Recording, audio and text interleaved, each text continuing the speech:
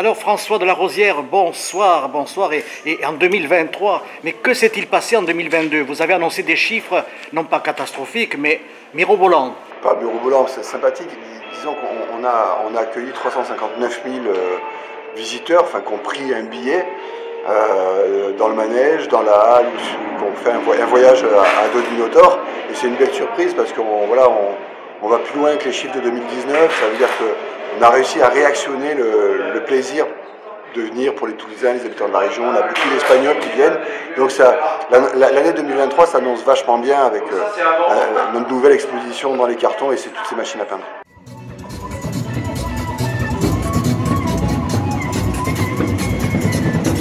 Là, c'est une exposition, nous sommes invités à l'inauguration, les cartons. Mais alors ces cartons... Dans les cartons. Oui. Mais alors tous ces dessins-là, ils dormaient et les voici réveillés pour quelle occasion? Pourquoi? Alors, on ouvre la halle avec toujours une nouvelle scénographie. D'ailleurs, elle change plusieurs fois dans l'année. Des nouvelles machines. Et là, il s'agit dans les cartons.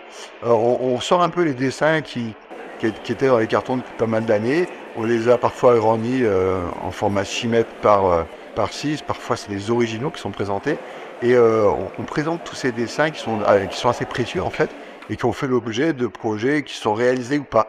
Il y a plus de 100 dessins à la fois à l'extérieur de la halle, sur des containers, accrochés dans les arbres, des grandes bâches, suivant des thématiques qui peuvent être les batraciens, les sauriens, les oiseaux, la colorisation des dessins. Et on peut se promener autour et dans la halle pour visiter cette expo qui devient un fil rouge pour guider les visiteurs. Et on rencontre dans la halle, puisqu'on est sur le dessin, quelques machines assez étonnantes, qui sont des machines à dessiner ou à peindre, avec derrière moi la machine à peindre, il y a la pointilleuse, la calligraphique, la machine à peindre avec le vent, et puis la fameuse catapulte qui catapulte des éponges de peinture pour créer une toile qui se renouvelle de façon permanente. Alors il y a un robot qui va donc dessiner. Oui, derrière moi le fameux robot de Patrick Cresset qui fait des portraits en fait jusqu'au 31 mars de public. Est-ce qu'il y a... en 20 minutes. Est-ce qu'à travers ce robot, il y aurait un clin d'œil avec le film de Martin Scorsese en l'honneur de Méliès? L'avez-vous vu? Disons qu'à travers toutes ces machines en fait qui mettent le mouvement en fait au cœur du projet et la machinerie à vue évidemment, quelque part Méliès est toujours présent, hein, il n'y a pas de souci. C'est un peu incontournable. Alors cette exposition est à l'intérieur et à l'extérieur. Voilà, à l'extérieur on en profite gratuitement. Là, samedi on refait une inauguration au flambeau pour le grand public, une nocturne exceptionnelle de 18h à 22h.